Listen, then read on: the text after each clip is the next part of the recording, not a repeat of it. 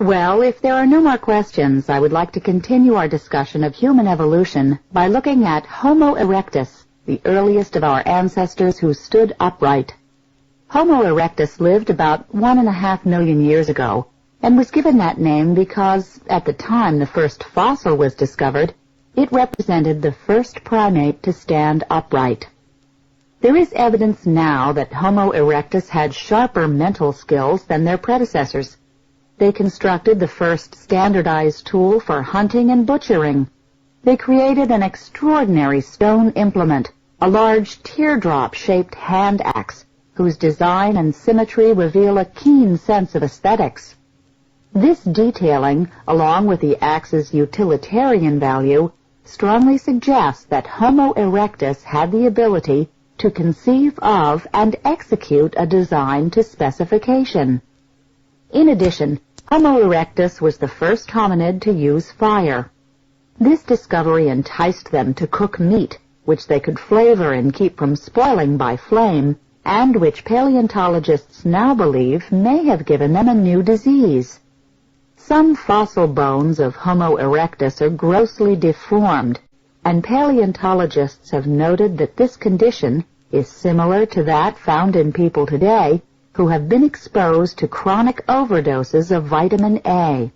Apparently, Homo erectus first got this disease by eating large amounts of animal liver.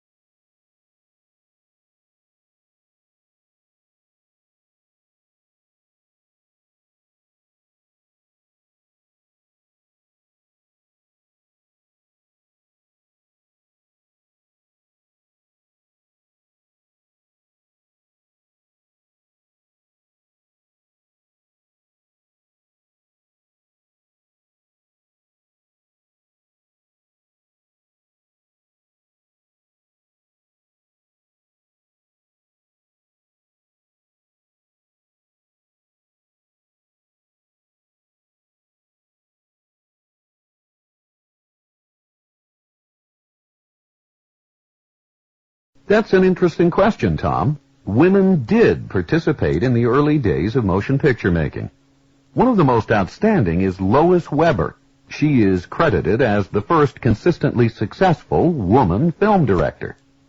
In the early 1900s, when she first arrived in Hollywood, Ms. Weber made a series of experimental sound films. Now, this was almost 20 years before modern talking pictures were developed. The dialogue for her movies was recorded on phonograph records and then synchronized with the action on the movie screen. Very innovative for that time.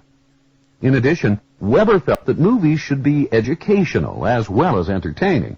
She made several highly controversial movies that dealt with the moral and social issues of her day. And some of her most controversial work addressed issues of particular interest to women. Unfortunately, Weber died in 1939, just as Hollywood was beginning to make films aimed primarily at female audiences. Which brings me to my next point.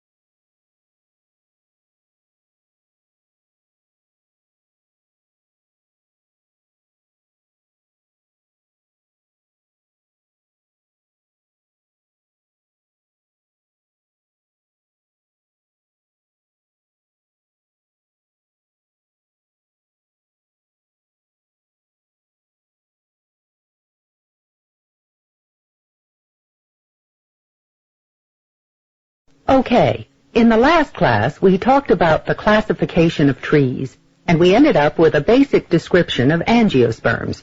You remember that those are plants with true flowers and seeds that develop inside fruits. The common broadleaf trees we have on campus fall into this category, but our pines don't. Now, I hope you all followed my advice and wore comfortable shoes, because, as I said, today we're going to do a little field study. To get started, let me describe a couple of the broadleaf trees we have in front of us. I'm sure you've all noticed this big tree next to Brant Hall. It's a black walnut that must be 80 feet tall. As a matter of fact, there's a plaque identifying it as the tallest black walnut in the state. And from here, we can see the beautiful archway of trees at the Commons. They're American elms. The ones along the Commons were planted when the college was founded 120 years ago. They have the distinctive dark green leaves that look lopsided because the two sides of the leaf are unequal. I want you to notice the elm right outside Jackson Hall. Some of its leaves have withered and turned yellow, maybe due to Dutch elm disease. Only a few branches seem affected so far, but if this tree is sick, it'll have to be cut down. Well, let's move on, and I'll describe what we see as we go.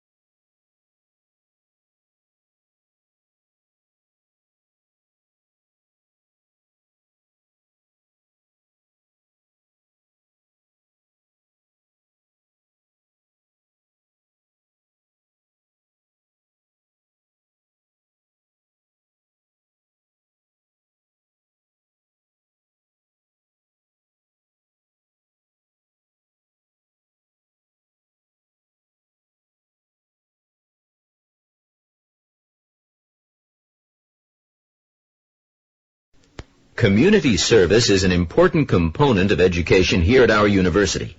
We encourage all students to volunteer for at least one community activity before they graduate. A new community program called One-on-One helps elementary students who've fallen behind.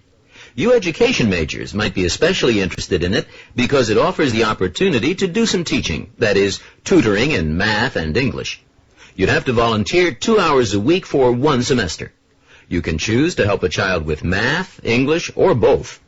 Half-hour lessons are fine, so you could do a half hour of each subject 2 days a week. Professor Dodge will act as a mentor to the tutors. He'll be available to help you with lesson plans or to offer suggestions for activities. He has office hours every Tuesday and Thursday afternoon. You can sign up for the program with him and begin the tutoring next week. I'm sure you'll enjoy this community service, and you'll gain valuable experience at the same time.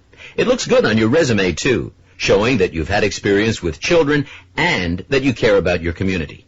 If you'd like to sign up, or if you have any questions, stop by Professor Dodge's office this week.